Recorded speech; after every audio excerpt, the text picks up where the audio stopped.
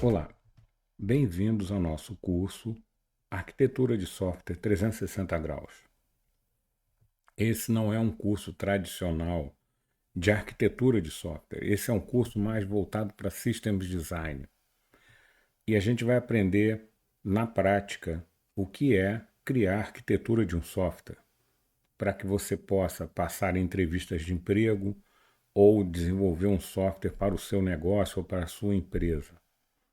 A gente vai ver isso num curso que vai ser empolgante, interessante, com muitos exemplos para você. Fica ligado que vem mais coisas aí. Para a gente começar a falar sobre arquitetura de software 360 graus, a gente tem que entender uma coisa muito básica inicialmente. O que é arquitetura de software? Não é? O que é isso? O que é essa disciplina? Qual a diferença de arquitetura de software para engenharia de software? Seria a arquitetura de software a estrutura de pastas do seu projeto, como essa que está aí? Domain, Entity, Service, Ports, Application, Use Cases, Adapters. Isso é arquitetura de software? Será? Bom, eu acho que não é só isso, né? Não é só a arquitetura de pastas que você vai usar. Então, o que mais poderia ser arquitetura de software? Por exemplo, convenções e diagramas, né? Como arquitetura hexagonal, Clean Architecture, Onion Architecture, convenções de adapters, esse tipo de coisa, isso e diagramas bonitos, isso seria arquitetura de software? Também tenho a impressão que não. Isso não é suficiente para você projetar e entregar um software que satisfaça as necessidades do cliente. Acho que fica faltando alguma coisa. Tá, então o que seria arquitetura de software? Ah, já sei. Conectar soluções prontas de cloud provider. Afinal de contas, tem até certificação de arquiteto de soluções, né? Todo cloud provider tem essa certificação. Isso não é arquitetura? Olha, você pode dizer até que pode fazer parte da arquitetura de software você utilizar soluções de cloud providers. Mas isso aí me parece mais montagem de Lego do que outra coisa. Você só está conectando componentes. Você não está avaliando a real necessidade, as restrições, a performance esperada, as consequências das suas decisões, não é? Falta alguma coisa ainda. Então, isso aí não é exatamente arquitetura de software. Então, o que seria arquitetura de software, gente? Já estou ficando me coçando aqui. Já sei. Seria um modelo de domínios e entidades, como Domain Driven Design? Ah, isso me parece mais com arquitetura de software. Eu separar em domínios, entidades, aggregates, né? Esse tipo de coisa. Olha, a gente fica olhando isso com a sensação de que está faltando alguma coisa, né? Tudo isso que eu mostrei para vocês até agora são ferramentas e técnicas, mas elas em si não são arquitetura de software. Você desenhar um modelo de domínio e achar que criou a arquitetura do software, transformar isso numa estrutura de pastas, ou associar isso a componentes de um cloud provider, né? Ou dizer que está usando Clean Architecture. Isso não é arquitetura de software. Você pode reunir essas coisas individualmente e você não vai criar a arquitetura de um software.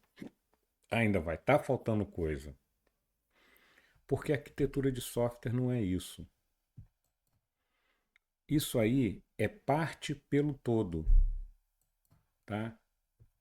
Se você falar que qualquer uma dessas coisas ou um conjunto delas é arquitetura de software, Não seria uma metonímia, que é a figura de linguagem quando a gente substitui o todo por uma parte dele? Não é? Não seriam apenas técnicas e ferramentas que a gente pode utilizar para trabalhar a arquitetura do software e não a arquitetura do software em si? Pois é, essa é a reflexão que eu convido vocês a fazerem nessa primeira aula. Então, o que é arquitetura de software? Olha, é muito simples. Eu tenho uma visão que compartilho com vários outros autores e é a minha preferida, porque ela me diz, numa só imagem, o que é arquitetura de software. E é essa aqui. A arquitetura de software é engenharia de software numa escala maior. Você não tem a engenharia de software olhando para um componente, verificando acoplamento, coesão, boas práticas, né, performance do componente. Então, a arquitetura de software é a engenharia de software aplicada a todos os componentes com os quais ele tem que se relacionar, vendo acoplamento, coesão, performance, custo e algumas outras coisas que a gente precisa avaliar. A arquitetura de software é uma questão de escala, antes de tudo. Por exemplo, Bess, Clements e Kasman escreveram um livro no qual eles dizem: a arquitetura é o conjunto de estruturas que permite raciocinar sobre o sistema abstraindo detalhes. E dizem, afirmam, que é o mesmo raciocínio da engenharia, mas num nível onde a complexidade exige decisões, e essa palavra é muito importante, decisões, de maior impacto. Martin Fowler também fala sobre isso. Ele diz que não tem uma linha que divide o que é design, ou seja, engenharia de software, e o que é arquitetura. É uma questão de escala. A arquitetura é sobre as coisas importantes, o que quer que elas sejam. E também temos Shaw e Garland, que dizem que a arquitetura surgiu quando os sistemas cresceram a ponto de exigir abstração além dos programas individuais, ou seja, quando a escala explodiu, nasceu a arquitetura de software. Então, se você entende os fundamentos de engenharia de software, teoricamente você está pronto ou pronta para entender o que é arquitetura de software. Então, o que é arquitetura de software? É engenharia de software em macroescala. Acabou a discussão, não há mais o que falar. Ah, a gente pode elaborar mais um pouquinho? Tá bom. Em vez de a gente focar no funcionamento interno de um componente, a arquitetura de software se concentra nas decisões estruturais de alto impacto. Olha a palavra decisões aparecendo novamente. Porque essas decisões são difíceis de mudar, custam caro e definem como os componentes interagem para formar um sistema coeso, resiliente, sustentável, alinhado às restrições do negócio. Isso é muito importante. A arquitetura de software está intimamente relacionada às decisões de alto impacto no desenvolvimento de um software. Então, ela tem uma perna muito comprida no negócio. E qual seria o produto da arquitetura de software? Um diagrama? Não. Uma estrutura de pastas? Também não. Ah, um modelo teórico de entidade? Não, também não é. Ah, tá. Como os componentes vão se conectar num provedor de nuvem? Também não. O produto da arquitetura de software é um conjunto de decisões. Olha a palavra novamente aí. Essas decisões são estruturais e tecnológicas e elas vão definir componentes, protocolos, técnicas, ferramentas, tudo que estará envolvido em um sistema. E olha o importante aí, em função dos contornos, restrições e objetivos do contexto, garantindo que possa existir, evoluir e operar de forma coerente e sustentável. Ou seja, a arquitetura tem que garantir que a solução vai seguir o contorno do problema. Isso é extremamente importante, Quando a gente pensa em arquitetura como um conjunto pronto, um modelo pronto, como arquitetura hexagonal, clean architecture, onion architecture, né? A gente já está trazendo a forma onde encaixar o nosso problema. E se o problema não tiver o contorno da forma? Essa é a principal questão. Por isso que essas ferramentas não são arquitetura de software, porque elas não permitem que a solução siga o contorno e as restrições do problema. Então, vamos ver alguns exemplos de problemas de arquitetura de software. Por exemplo, uma startup quer lançar um serviço de streaming global com milhões de acessos simultâneos. Tem dinheiro pra caramba, né? Como você divide as responsabilidades entre os serviços? A gente tem transcodificação, Content Delivery Network, autenticação, catálogo, uma série de coisas. Que protocolos a gente vai usar para entrega? Tem HLS, Dash. Como é que a gente vai equilibrar o desempenho da aplicação e o custo da nuvem? Qual vai ser o modelo distribuído? Como a gente vai usar filas, cache? Que decisões sustentam a escalabilidade dentro das restrições de custo, ou seja, dentro dos contornos do problema? Esse é um problema típico de arquitetura de software. É um problema grandioso. Cai muito em entrevista de systems design, mas também cai em outros tipos de problemas. A gente pode ter problemas de arquitetura de software numa escala um pouco menor. Por exemplo, esse aqui. Imagina que você tem um parque industrial com uma série de equipamentos industriais e eles têm alguma capacidade de automação, tá? Você precisa monitorar esses equipamentos adequadamente. A falha em um equipamento pode afetar outros equipamentos. Porém, não tem acesso à internet e nem poderia ter, né? O ideal é que o funcionário, ao ouvir um alarme, vá em qualquer equipamento e consiga saber o que está acontecendo com a rede de equipamentos. Nesse cenário, o uso de um computador central é impraticável. Primeiro, por causa da instalação industrial. Segundo, porque é um ponto único de falha. Terceiro, porque ninguém vai ter que andar até um CPD para saber o que está acontecendo. Tem que ser em qualquer equipamento. Como é que você implementa isso, né, sem um nó central? Como é que cada nó pode cuidar de vários outros equipamentos? E cada um deles tem que convergir para um estado combinatório. Como é que você vai resolver esse problema? Né? Com Clean Architecture? Com Domain Driven Design?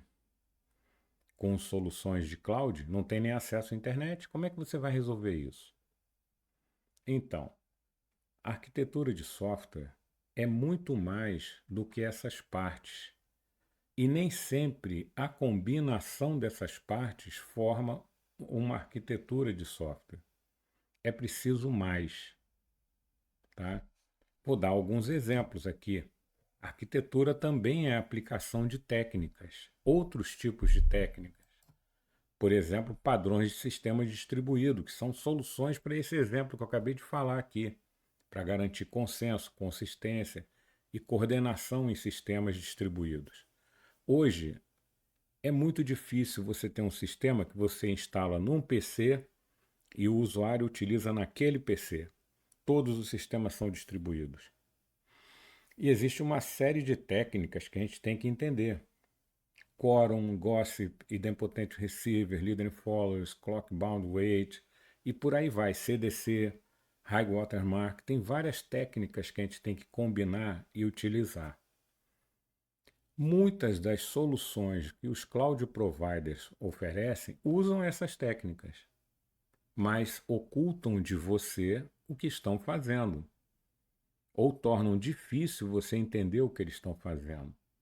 E aí tem limites que exigem que você vá conectando várias soluções de nuvem e aumentando o custo que você está pagando por mês. Às vezes, se você souber implementar essas técnicas, você mesmo pode selecionar um outro componente ou até mesmo desenvolver um componente que implemente essas técnicas. Isso é também parte de arquitetura de software. Por isso que a arquitetura não é só diagrama, não é só Domain Driven Design, não é só você pegar e plugar soluções de cloud provider. Também tem aplicação de técnicas consagradas para sistemas distribuídos, para gestão de consistência e tudo mais. Você pode, inclusive, utilizar essas ferramentas na arquitetura de software, organizar a estrutura de pastas, usar um modelo que desacople o núcleo do teu sistema das interfaces externas, como, por exemplo, a arquitetura hexagonal. Você pode usar Domain Driven Design se você achar interessante organizar o seu sistema em domínios. E, obviamente, você pode utilizar soluções de cloud provider também. Mas você não pode esquecer só uma coisa, que a arquitetura de software é muito mais do que essas coisas apenas. Você pode ter todas essas coisas e não ter uma boa arquitetura de software, não é? Então, tem muito mais envolvido do que apenas essas ferramentas. Elas são apenas ferramentas. Você ouve, vamos usar a arquitetura hexagonal. Quando você diz isso, você já está providenciando a forma onde você vai encaixar o problema. Entende? O seu problema vai ser moldado de acordo com a forma que você escolheu. Não, nós vamos usar o provedor de nuvem fulano de tal, as soluções dele. Você já trouxe a forma para encaixar o problema. Não, nós vamos usar Domain Driven Design. Mais uma vez, você trouxe a forma onde você vai encaixar o problema.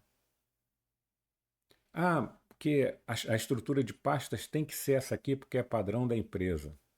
Novamente, a forma antes de você ver o problema. Você tem que criar a forma em função do problema. Essa que é a diferença da verdadeira arquitetura de software. Acompanhe o curso, eu espero que você goste e aproveite bastante.